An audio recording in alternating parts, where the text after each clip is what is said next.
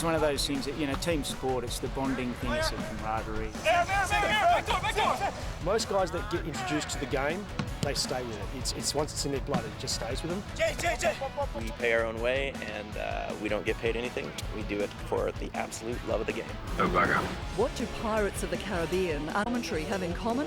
They all have a connection to this team of footballers. You've got people from Britain, from Ireland, obviously Australia, a lot of Americans. Is that Mitch?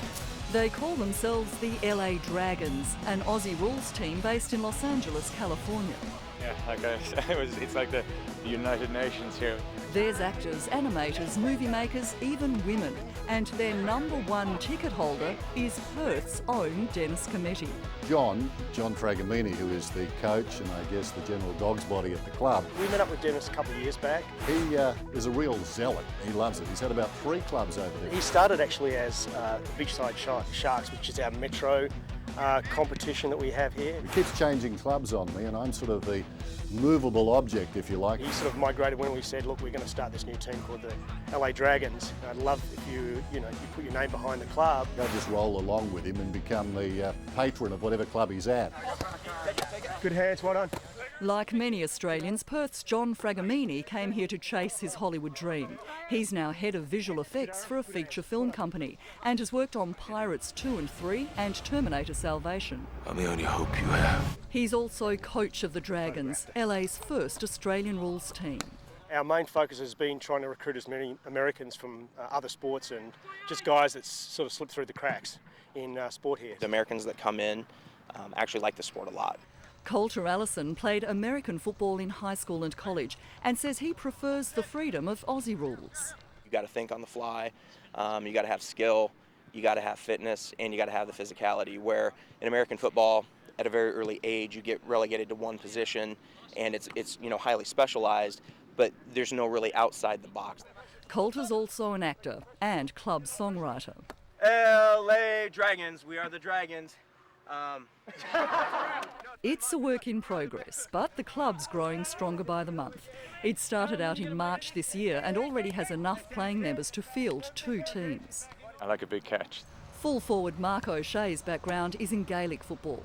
I mean, just catching a ball and then stopping and not having to do anything, just kick it probably suits me a lot better. They aren't like kids in Australia that grow up with the game, they see it every day, so they're not exposed to it. But the guys that we've had have been very, very dedicated in learning the sports. I tell you what, there's some great American players out there. I was really surprised. I was coming here expecting there'd be, 50% Aussies, but there's not. It's probably 80% Americans, and it's great. Tommy Taylor's another Aussie who's set up home in LA and is one of the Dragons' more talented players. Now, you actually used to play for St Kilda? Well, yeah, a long time ago. I ran around in the 2s, yeah. Do they ask you for advice?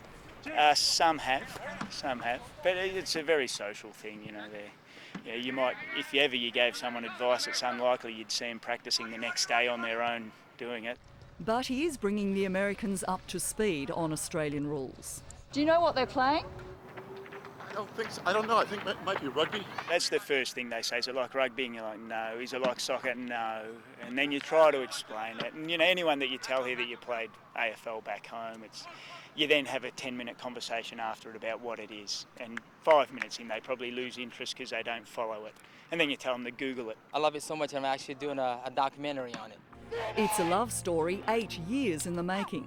The doco's called Yellow Magic, and cameraman Martin Mondiah hopes to take it and a lesson on Aussie rules to the Sundance Film Festival in January next year.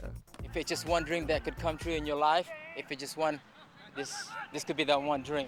Coulter Allison's dream is for more support from the AFL. This is a club sport. It's not recognized at all over here. There's no base resources that we're given for field rentals, for equipment, for uniforms or anything like that. I mean, that's the toughest thing. Most of it comes out of the players' pockets. A couple of friends, friends back home throw some money our way to buy footballs. Phil Thunder were actually very generous and donated us 3 footballs. Their strips, shorts and socks come courtesy of the West Australian Football Commission. So we just take what we can get. But John reckons the club can also give back. There's definitely a couple of guys that potentially could be AFL players, yes. I'm Shea McNamara, and this is what I can do. We've already got one American in the AFL, Collingwood rookie Shea McNamara. Before long, we may see even more. I mean, obviously he's younger and taller and more athletic and, you know, much more talented.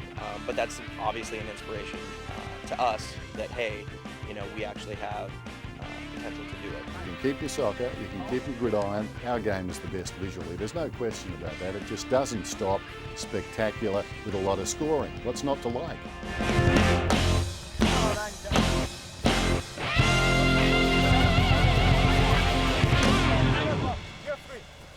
Well done, JH.